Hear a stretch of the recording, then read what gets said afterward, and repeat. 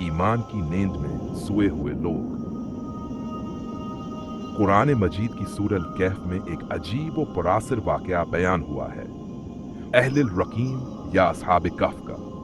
ये वो चंद नौजवान थे जिन्होंने अपने वक्त के जालिम बादशाह और शर्क से बगावत की। वो ना माल के हरीस थे, ना दुनिया के गुलाम।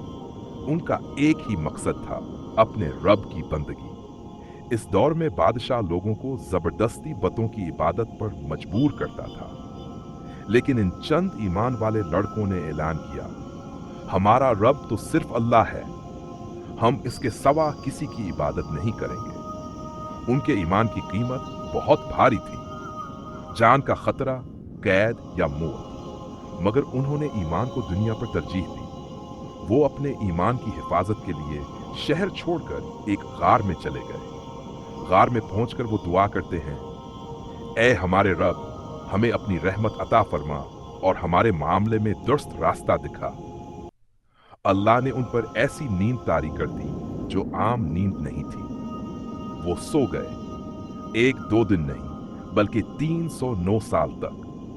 गार का दरवाजा धूप से यूं ढका रहा कि रोशनी सिर्फ किनारों तक आती थी। बाहर लोग बदल गए, बादशाहतें खत्म हो गईं, नस्लें गुजर गईं, मगर ये नौजवान अपनी नींद में महफूज रहे। जब वो जागे तो एक दूसरे से कहने लगे, कितनी देर सोए रहे, शायद एक दिन या उसका कुछ हिस्सा। उनमें से एक खाना लेने के लिए शहर गया। जब इसने पुराने सक्के दुकानदार को दिए तो लोग हैरान रह गए। शहर बदल चुका था, लेकिन उनके चेहरे, लिबास और बोली सदियों पुरानी थी।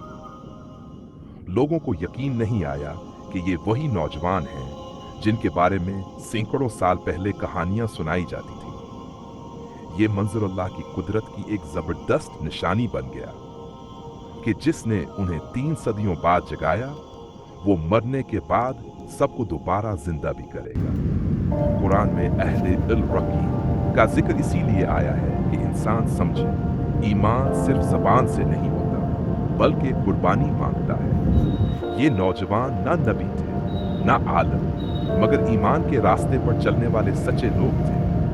अल्लाह ने उनका जिक्र हमेशा के लिए महफूज कर दिया ताकि आने वाली नस्लें याद रखें, अगर नीयत खालिस हो। क्या आप चाहते हैं